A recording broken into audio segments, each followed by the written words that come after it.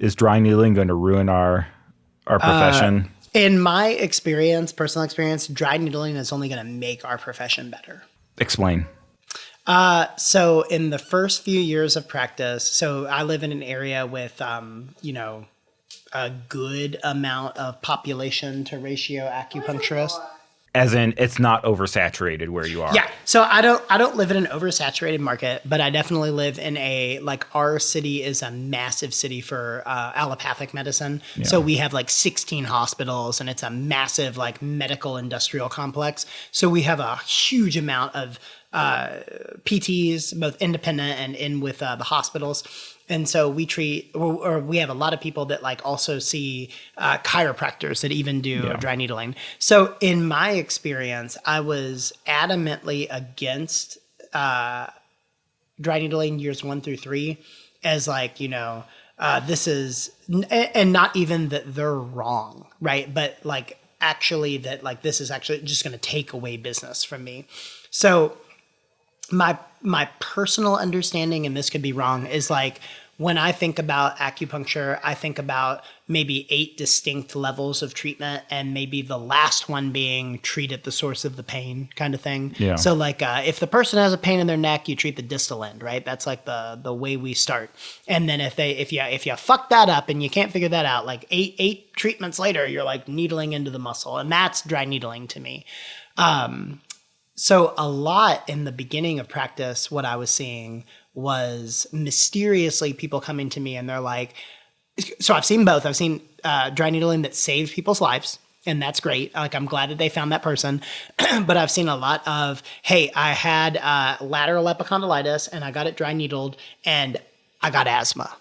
Right. Or I got neck pain, and they're I was talking to my friend and they come and see you, and I was wondering, do you have any insight on this? And I'm it's very odd that they were treating a part of a channel that goes to where your pain is now. Yeah. And maybe that's some Chinese medicine bullshit that I could snake oil peddle towards anyone. But I do think that there's a lot of historical text written about inappropriate treatment. Yeah. So in the beginning of treating, or the beginning of business, I was adamantly against dry needling. And now that I'm saturated with patients and comfortable financially, I'm actually they should just they should treat the really easy stuff so that I don't have to. And they're going to fuck up a whole bunch of people. And then I'm going to be able to clean that mess up. And they're just it's job opportunity for me. And I have never, I want to hate on some PTs. I really do.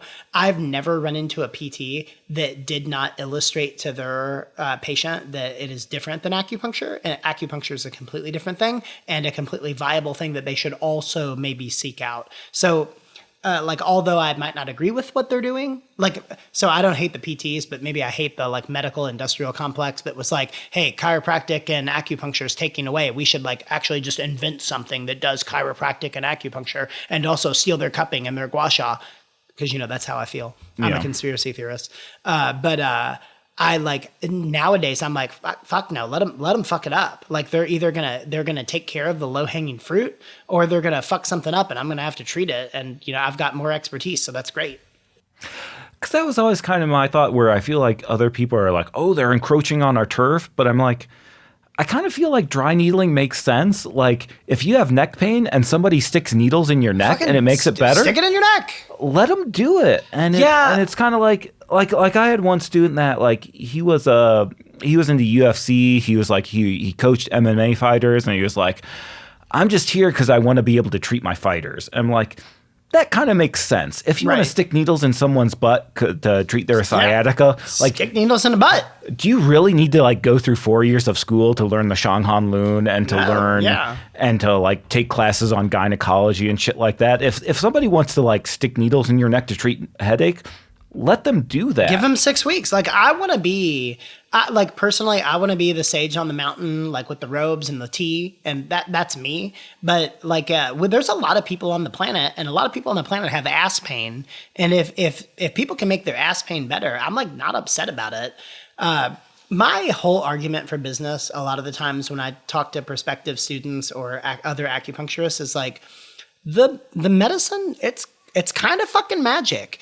If you do even a halfway decent job, you're actually just going to make business for yourself. Like we don't advertise. We're like the poster child for that kind of strategy. And that might not be for someone in a saturated market, but like it works real well for us. I'm honest and I do what I think is a really good job for somebody. They get good results. They want me to stay open because we have a community here and people want to send us. So I'm like, fuck no. Like the monopoly on power is a thing that we found earlier in life is very disproportionately based. Like we need competition. It makes us better people. If all of a sudden I can't treat a headache, I'm going to go read a fucking book and figure out how to treat a headache.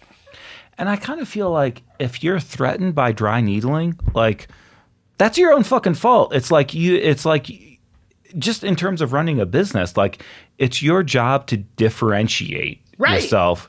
Yeah, educate them from what else is going on. And it's like maybe it's time that we need to like stop calling ourselves acupuncturists and start calling ourselves practitioners of traditional Chinese medicine because we need to differentiate ourselves from we don't just stick needles in your neck. Needle people. And it's like, I mean, Andrew Huberman, I think, just came out with a thing where it's like, oh, acupuncture is good for fertility. It's like, can you do dry needling for fertility? Yeah. Well, maybe take advantage of that and like actually differentiate yourself in the market. So. Yeah, and that's a thing. And part of that is like the education part of it is a huge piece for me personally. And that's why I make the mistake of giving people like the patients my cell phone number. Like while we've been talking, a lady was like, I treat her for spleen chi deficiency and I told her not to eat raw herbs, right? Yeah. And she's like, cashews, ? And I'm like this medicine is such a huge education. There's such a huge educational piece to it that like if I really want to integrate myself into a patient's life and actually augment their biochemistry, I had better do the education part because them coming to see me once a week or once a month, like that isn't going to do it on its own. That's what dry needling is for. Like go get it in that case.